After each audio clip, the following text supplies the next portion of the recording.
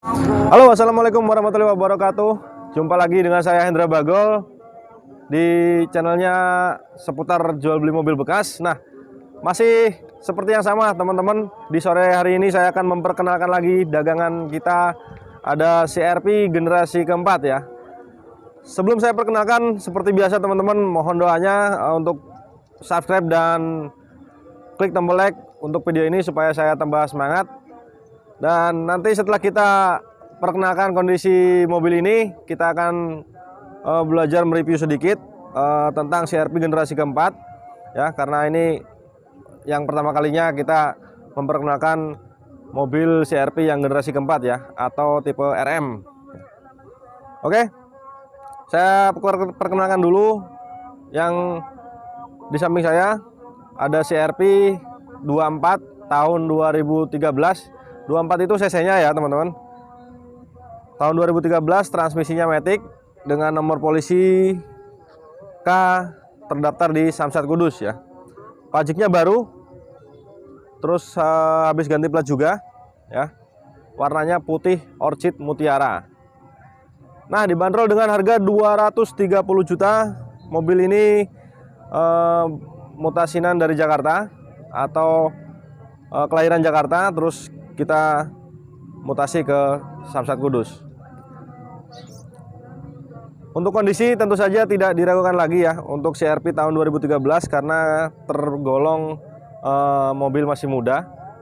Dan sekarang kita akan coba belajar mereview karena CR-V Gen 4 ini menggantikan generasi ketiga, yaitu CR-V kura-kura ya. Jadi kita akan belajar karena dari segi desain sudah melakukan banyak perubahan di eksterior maupun interior, tapi tetap masih mengusung karakter Honda CR-V-nya tersebut ya teman-teman. Dimulai dari depan, Honda CR-V di bonetnya sudah terlihat beda dengan CR-V generasi sebelumnya. Dia bonetnya kesannya lebih membulat seperti itu ya, kesannya lebih membulat dan tidak ada garis, tidak terlalu tegas garisnya ya di bagian kap mesinnya. Terus lampunya dia sudah dilengkapi DRL LED proyektor. Untuk headlampnya sendiri dia masih menggunakan halogen. Dan untuk grillnya dia garis horizontal 3 tumpuk dihiasi dengan logo kebesarannya dari Honda. Untuk yang versi facelipnya, dia grillnya menggunakan lebih ke garis tebal dan lebih tegas ya, seperti itu. Untuk versi facelipnya. Nah, ini pra facelift. Terus kita ke bawah, di sini juga sudah beda sekali dengan CR-V Gen 3. Untuk lampu fog lampnya di sini sudah dilingkari dengan garnish chrome. Nah, mungkin sekaligus membahas tentang kondisi mobil CR-V ini. Ini salah satu minusnya di sini agak kuning ya, tapi tenang saja, kita sudah pesankan di Bukalapak. Ini agak kuning, beda dengan yang itu lebih cerah ya teman-teman. Hanya itu saja, tapi tidak mengurangi kegantengan atau keistimewaan mobil ini. Oke, sekarang kita lanjut dari samping. Sekaligus kita lihat kondisinya ya. Untuk kondisi dari samping generasi keempat ini memang dimensinya lebih panjang ya. Dimensinya panjangnya sekitar 4,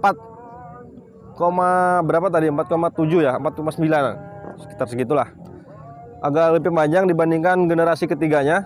Dan di bagian samping ini tidak ada lekukan garis yang agresif ya. Ya. Di sini juga dilengkapi talang air dan handle-nya sudah dilengkapi garnish chrome. Nah, untuk peleknya sendiri generasi keempat yang untuk tipe 24-nya dia sudah menggunakan pelek ring 18 dikombinasi dengan ban berukuran 235/60. Peleknya alloy wheels. Dan di bagian samping sudah kita lanjut ke bagian sisi belakang. Stop lamp masih halogen di belakang ada spoiler. Nah, ini untuk pilar C-nya dia lebih tegas ya dibandingkan CR-V generasi sebelumnya, generasi ketiga. Nah, sayangnya generasi keempat ini untuk tipe yang 2.0 dia masih menggunakan pelek yang sama dengan generasi ketiga.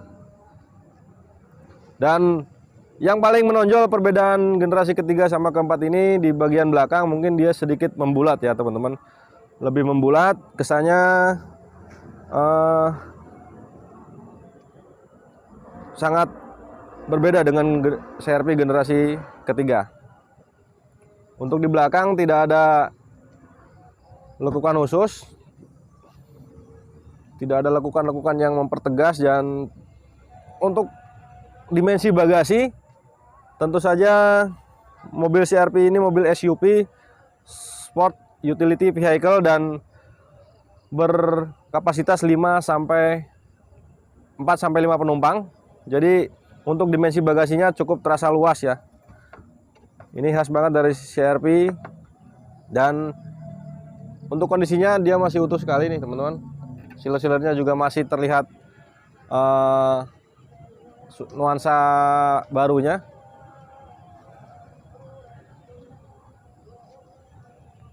Sudah dilengkapi dengan kamera mundur, ada wiper dan spoiler di bagian belakang.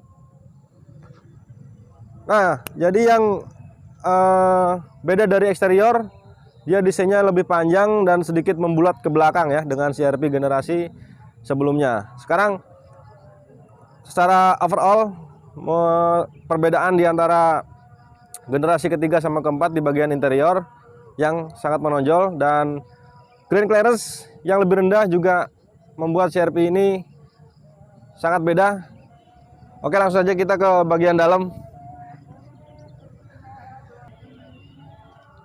Oke, tidak salah lagi memang CR-V ini sangat nyaman dan terkesan lebih beda aja ya ketika saya naik dengan CR-V generasi ketiga.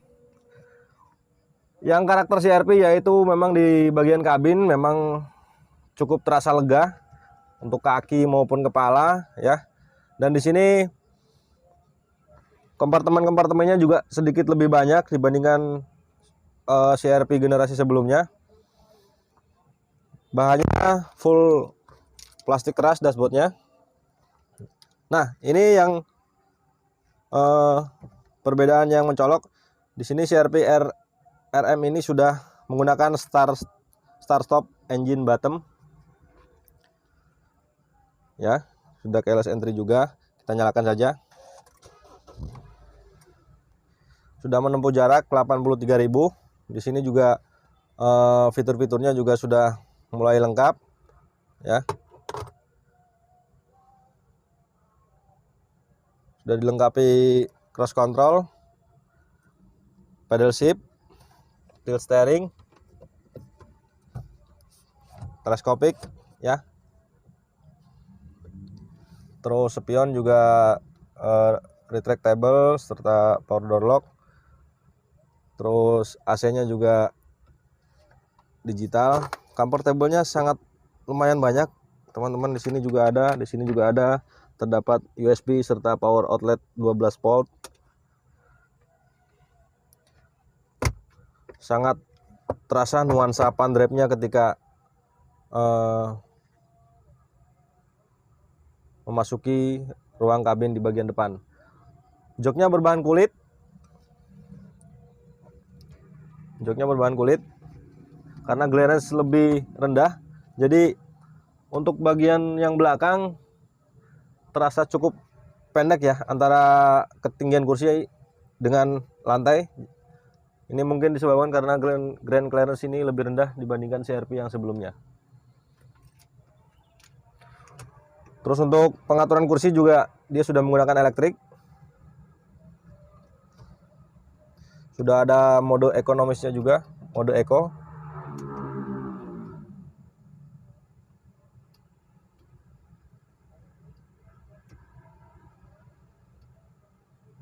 Untuk di bagian sini, ini ada rear defogger dan front defogger ya.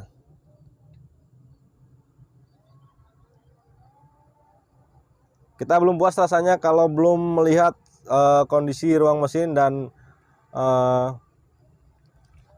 mereview di bagian mesin. Di sini pedalnya ya teman-teman, pedal pembuka dia agak menjorok ke dalam. Oke, dia agak masuk ke dalam untuk tuas pembuka kap mesinnya. Kita buka dulu.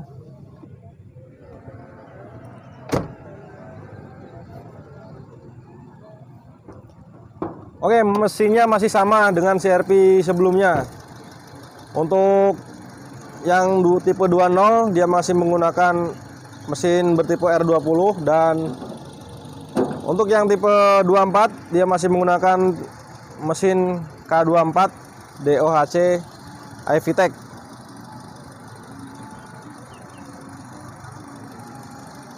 Ya, suaranya sangat halus dan apronnya juga terlihat masih utuh kondisinya. Terus list pada kapnya juga masih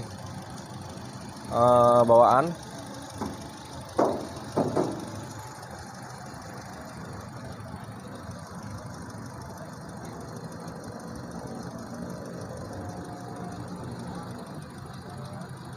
Nah, mesin K24 ini bisa menghasilkan tenaga 160 horsepower dan di kecepatan 7000 rpm ya.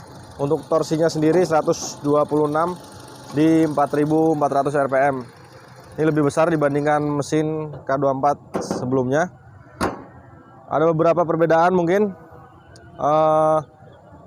Mesin ini menyalurkan tenaga melalui dua roda penggerak depan ya, tersedia di manual 6 percepatan sama otomatis 5 percepatan ya teman-teman. Oke, saya rasa itu review CR-V RM atau generasi keempat dari saya. Mohon maaf bila ada salah-salah kata, bisa ditambahkan untuk kalian yang mempunyai mobil ini, seperti apa performa dan handling mobil ini ya. Oke, sekian dulu review atau perkenalan dengan CR-V generasi keempat atau CR-V RM ya. Dan untuk kalian yang lebih tahu, lebih hafal, silahkan ditambahkan di kolom komentar. Mohon maaf jika review saya tadi banyak kekeliruan ya, atau kurang dipahami. Jadi silakan untuk kalian yang mempunyai Honda CR-V generasi keempat, seperti apa performa dan handling mobil ini ya, kenyamanan fun drive-nya seperti gimana. Dan saya rasa sampai di situ cukup singkat ya tentunya. Dan sampai ketemu di unit yang akan datang. Dari saya Hendra Bagol. Wassalamualaikum warahmatullahi wabarakatuh.